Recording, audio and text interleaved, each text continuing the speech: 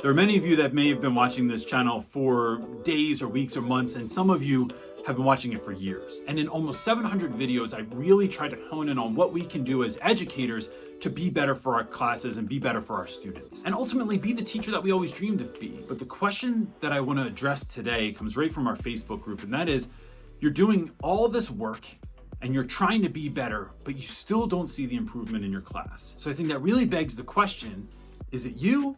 Or is it your school? And if it is your school, what do you do about it? Today, I want to talk about a handful of things on how you can identify whether or not the problem really is the institution that you're working in. And if so, what do you do about that? So let's get into it. So what we're going to start with here is taking a deeper look. When I sit down and think about it, there's a couple of areas that I really, in schools I've worked with, when teachers are trying to figure out this thing, like, is it about me or is it something about my school that seems to not be a right fit with who I am? I think it requires us to take a deeper look. The first thing that I'm looking at when I'm trying to figure this out is, do my values align? So this can be tricky, I guess, but when I think about the fact that, to me, education's only ever about students. Does my school, they may say that, but do their actions show that they believe that? Does it look more like school is about appearances? Is it more that school is about testing? Is it more that school is about numbers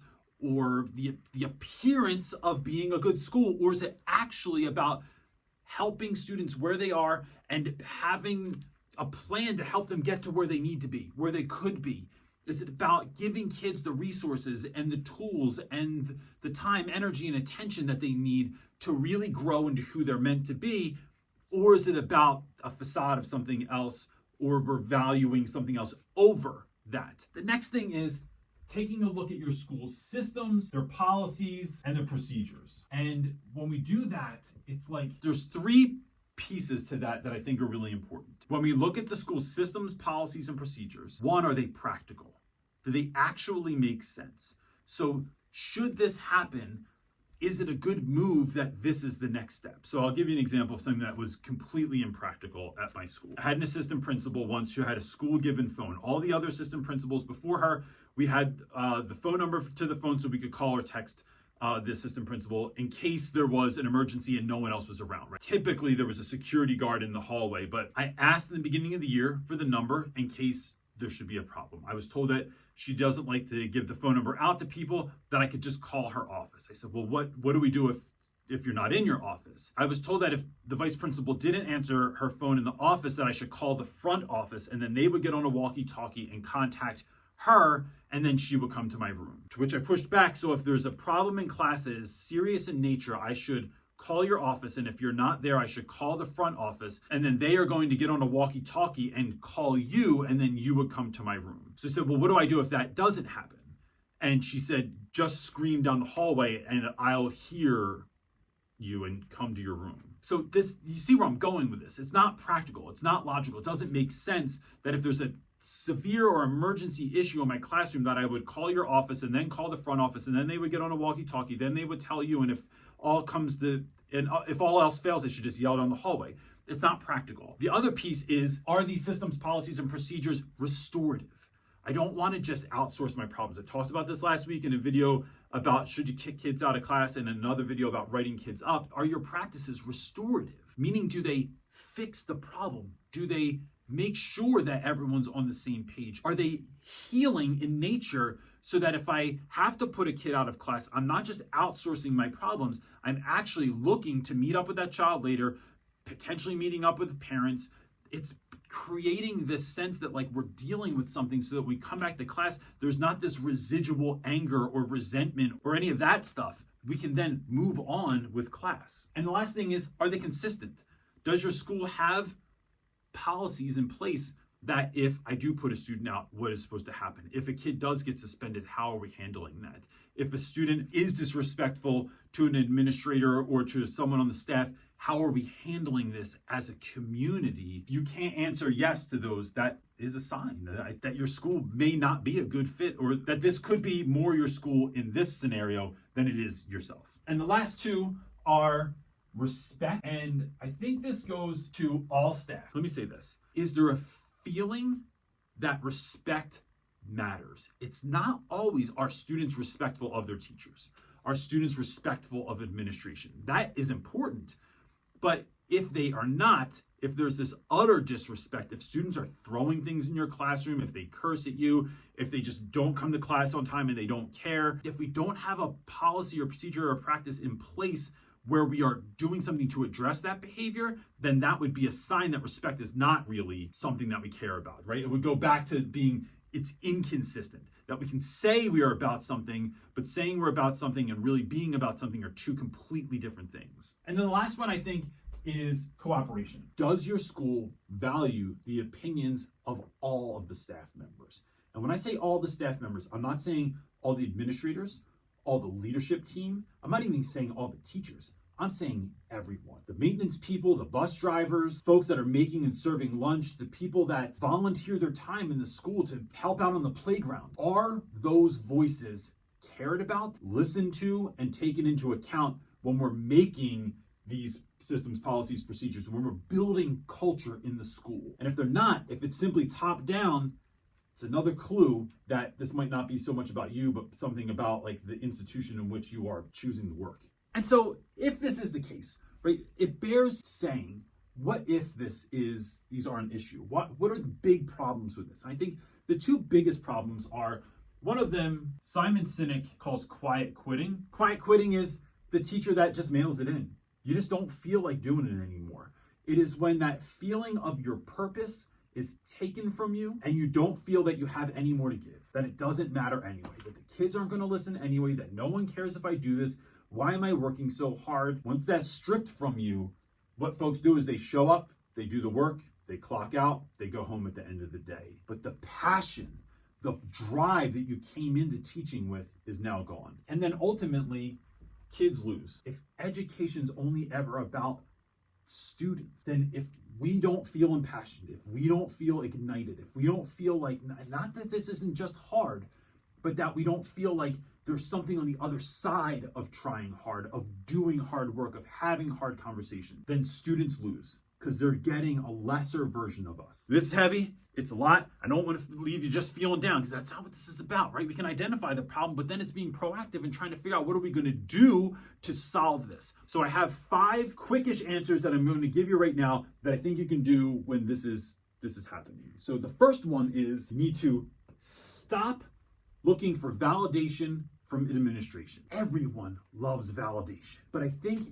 when we look for validation from an administration that does not want to give it, is completely oblivious of it, maybe they don't even know that they're not doing it, I need to look for validation somewhere else. So that's either going to be from myself, which is my number one choice, right? Am I doing good work? You were built to do good work. You were built to do this work. So don't let the fact that someone is not telling you good job, shouting you out in the staff meeting, or giving you like a good review stop you from doing good work. You do good work because that's what you were given to do. The second is, if you need to, let the kids validate. If the kids are loving your class, if they think that you're the greatest, if they think that this is so fun and exciting and I love this class, but the principal doesn't see it, I don't even have to look there. And if you need, sometimes you need help remembering who you are, ask a friend. Ask someone whose voice and opinion you trust to share. Am I out of pocket with this? Am I going too far? Is this silly? Is this not aligned enough with the curriculum? Ask a trusted source and not someone who may just be indifferent to you. Second one, someone's getting upset about these next few, but but I need you to remember this.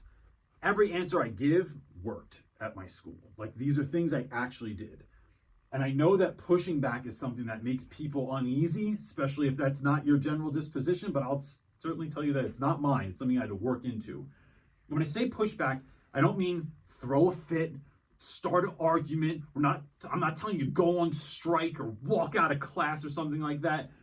This is when you are told to do something new, if something more is put on your plate, if you don't like the way that things are going in your school, if you want to change some of these things, it is speaking truth to power.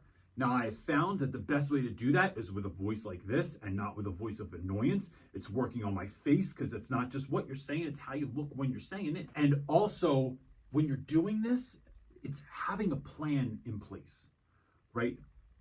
I talked about this last week again in another video. The odds of administration saying yes to a plan, a change, an idea is so much greater when you have fleshed out that plan. It's identifying a problem and saying, you know what, we're seeing this problem. We think we should do this for it. And then here's how you're going to get extra credit. Ready?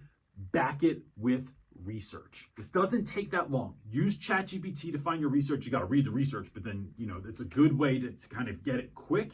So here's the problem.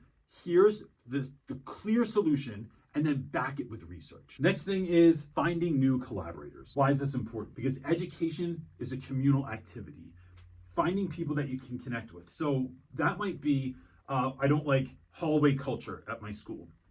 So what we did is on the first floor where I taught, me and the teachers that were around me that were willing to get down with this plan, we made a concerted effort that we were, one, going to be present in the hallway, and two, we were going to be visibly excited and in love with school. Every day in between class gave us an opportunity to do something fun, something silly, something wild, something collaborative sometimes. So whether that was blowing bubbles or playing instruments or having sword fights with foam swords in the hallway, we were making our hallway like a party in between every single class. The way to find collaborators was, instead of just having lunch with students, I started having lunch with teachers, but the caveat for getting in was that you had to be a proactive member of the teaching community, meaning you're not allowed to just come in and complain. You can complain, but know that we're going to try and help one another grow, help one another find answers, help one another heal. And that was awesome. We had like 10 people that sat together every day, and if someone came in with a problem or someone came in with a win, it was something we shared with one another